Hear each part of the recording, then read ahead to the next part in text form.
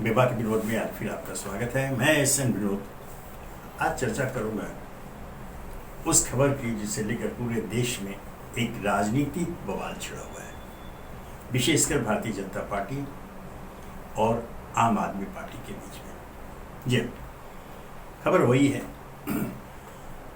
दिल्ली के उप मुख्यमंत्री जो शिक्षा मंत्री भी हैं और मुख्यमंत्री अरविंद केजरीवाल के खास सहयोगी माने जाते हैं, उनके घर पर कल सीबीआई ने छापा मारा। पहले उसने एक एफआईआर दर्ज किया कई लोगों के खिलाफ, इसमें पहला नाम मनीष सिसोदिया का रखा और उनके घर पर छापे मारे गए। जाहिर है राजनीतिक बवाल होना ही था, वाद विवाद छिड़ा भी बहुत जबरदस्त छिड़ा। और मुझे लगता है कि एक तरफ जहां सरकारी जांच एजेंसियों के दुरुपयोग की बात की जाती है, इसकी भी टाइमिंग कुछ वैसी है कि ये उस श्रेणी में आ जाता है कि सत्ताधारी दल केंद्रीय जांच एजेंसियों का दुरुपयोग अपने विरोधियों अर्थात विपक्ष को दबाने के लिए, उन्हें डराने के लिए, उन्हें भयभीत करने के लिए, उनका मनोबल तोड़ने के लिए कर रहा है। इस आरोप में दम है। और इसमें जो मनीष सिसोदिया का मामला है, जरा इसकी विडंबना देखिए और टाइमिंग देखिए। अमेरिका के सबसे बड़े अखबार, बल्कि उसके जो दर्जा है कि विश्व का सर्वश्रेष्ठ अखबार न्यूयॉर्क टाइम्स में मनीष सिसोदिया को लेकर एक खबर छपती है जो दिल्ली में जो शिक्षा व्यवस्था जिसकी सराहना काफी की गई है, उसकी शिक्षा व्यवस्था लेकर, स्कूलों को लेकर न्यूयॉर्क टाइम्स में एक सकारात्मक खबर छपती है, मनीष सिसोदिया की प्रशंसा की जाती है। उसी समय मनीष सिसोदिया के यहाँ ये छापेमारी होती है। अब जो आरोप प्रत्यारोप का दौर शुरू हुआ उसमें वो राजनीति भी आ गई और राजनीति ये आई कि चूंकि अरविंद केजरीवाल की लोकप्रियता दिनों दिन बढ़ रही है, आम आदमी पार्टी की लोकप्रियता बढ़ रही है, उससे घबराकर भयभीत होकर भारतीय जनता पार्टी की ओर से प्रयास हो गया। सत्ता, केंद्रीय सत्ता भारतीय जनता पार्टी के हाथ में है। हर दिन उन पर आरोप लगते हैं, इसलिए मुझे लगता है कि अब उनको इससे फर्क भी नहीं पड़ता है कि सरकारी जांच एजेंसियों के दुरुपयोग के जो आरोप लगते हैं वो लगते रहे, वो अपने काम करते रहेंगे। ये क्या मनीष सिसोदिया के छापे मारे। अब क्या इससे उनकी छवि धूमिल करने की कोशिश की गई? स्वागत है। लेकिन सचमुच एक दुर्भाग्यजनक बात यह है भारतीय जनता पार्टी की सोच को लेकर यह माना जाता रहा है और सच भी है, भारतीय जनता पार्टी में अच्छे विचारकों की कमी नहीं है। सोच समझ करके वो बयान देते हैं, लेकिन हाल के दिनों में कुछ बयान ऐसे आ रहे हैं जिससे इस पर संदेह प्रकट हो गया। अब जो न्यूयॉर्क टाइम्स में खबर छपी, तत्काल भाजपा की ओर से उनके प्रवक्ता ने कह दिया कि यह पेड न्यूज है, अर्थात पैसे देकर छपवाई गई खबर है। अब जरा ध्यान देखिए कितनी हास्यास्पद यह बात है, कितना हास्यास्पद आरोप है। न्यूयॉर्क टाइम्स जैसे अखबार को कहा जा रहा है कि वो पेड न्यूज है, तो क्या न्यूयॉर्क टाइम्स पेड न्यूज छापता है, पैसे लेकर खबर छापता है? इससे का खरीदार कोई नहीं रहेगा, इसे कोई भी विश्वास नहीं करेगा इस पर। स्वयं न्यूयॉर्क टाइम्स की ओर से भी स्पष्टीकरण आ गया कि जमीनी हकीकत, ग्राउंड रिपोर्ट पर एक निष्पक्ष खबर है, लेकिन कुछ खबरिया चैनलों पर दिखलाया गया जो भारतीय जनता पार्टी के प्रवक्ता दिखला रहे थे। अब वही खबर खलीज टाइम्स में छपती है।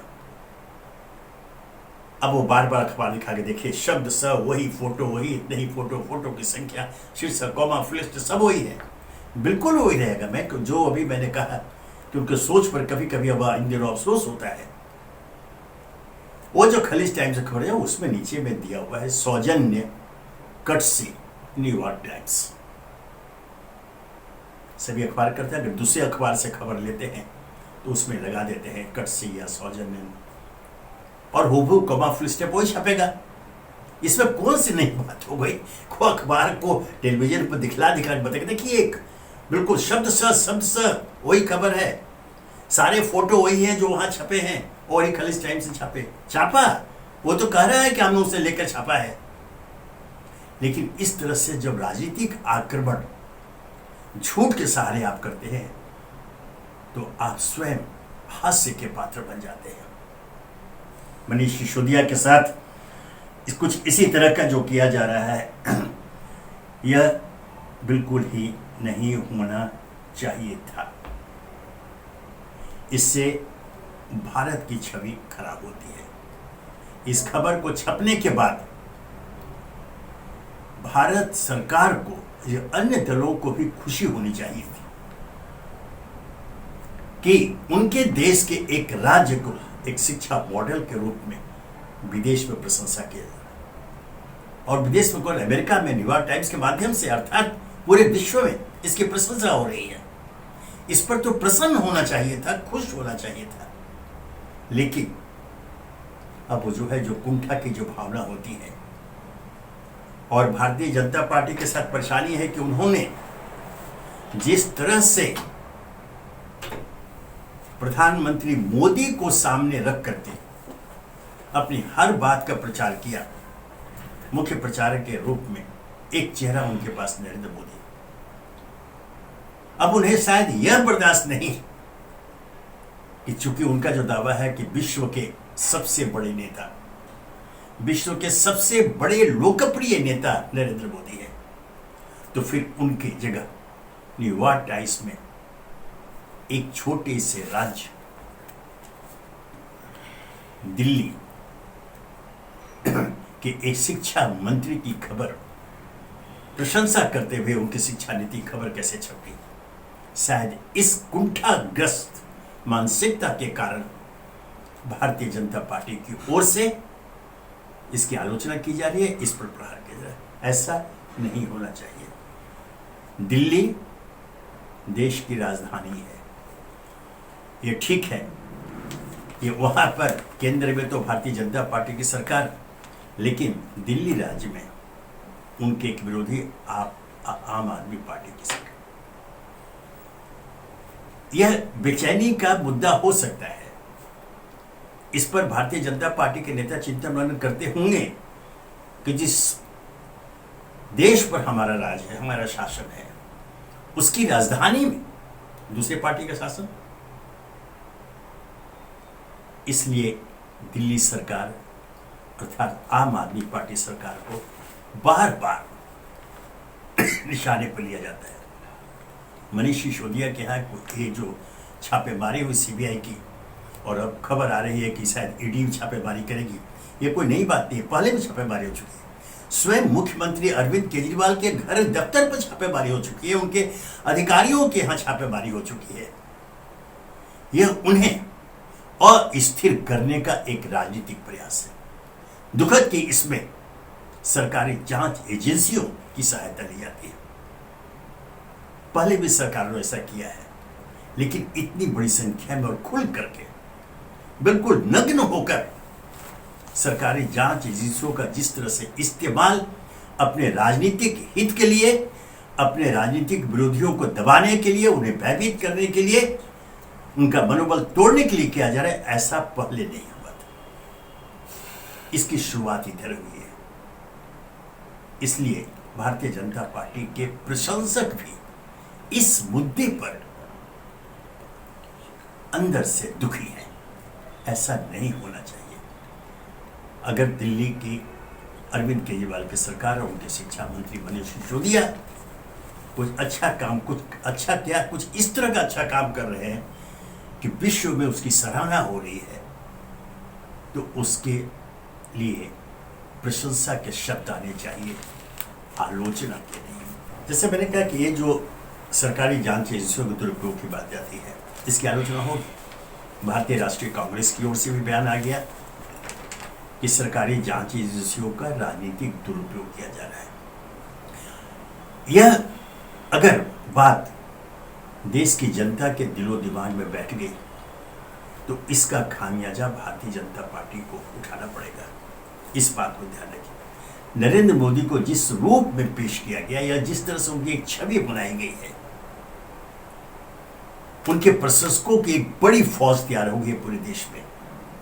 लेकिन इस मुद्दे पर या इस तरह के अन्य मुद्दे पर वह फौज साथ नहीं देगी, वो विद्रोह कर देगी। इस बात को ध्यान रखिए। सरकारी जांच एजेंसियां स्वायत्त संस्थाएं हैं, उनको स्वतंत्रता पूर्वक निष्पक्षता पूर्वक काम करने दीजिए, तब उनकी उपयोगिता सिद्ध होगी। जब उन संगठनों को जांच एजेंसी का गठन हुआ था तो उनसे जो अपेक्षाएं व्यक्त की गई थी,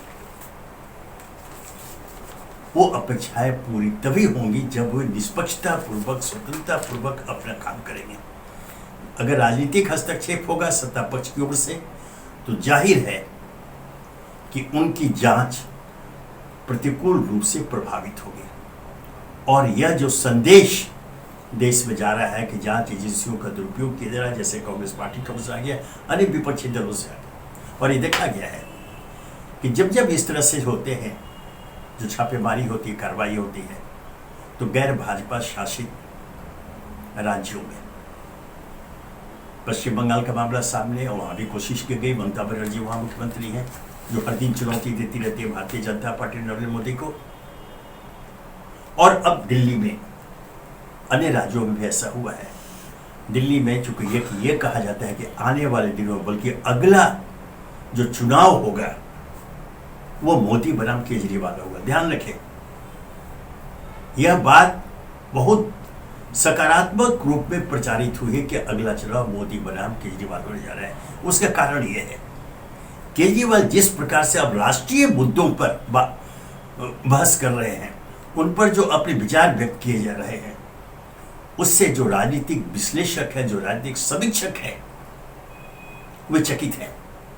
अगर तुलना करने की जब बात आती है तो दुखद रूप से अरविंद केजरीवाल की बातों के आगे, उनके तर्कों के आगे, उनके विचारों के आगे नरेंद्र मोदी बौने साबित हो रहे हैं। ऐसे में अगर अगला चुनाव मोदी बनाम केजरीवाल हो गया तो स्थिति क्या होगी समझ लीजिए। अगर कहीं विपक्ष, जिसके लिए प्रयास हो रहा है, एकजुट होकर मोदी को या भारतीय जनता पार्टी को चुनौती देता है तो परिणाम क्या होगा, इस पर बहुत ज्यादा बाथापच्ची करने की आवश्यकता नहीं। परिणाम सामने है, दीवार पर लिखे हुए परिणाम।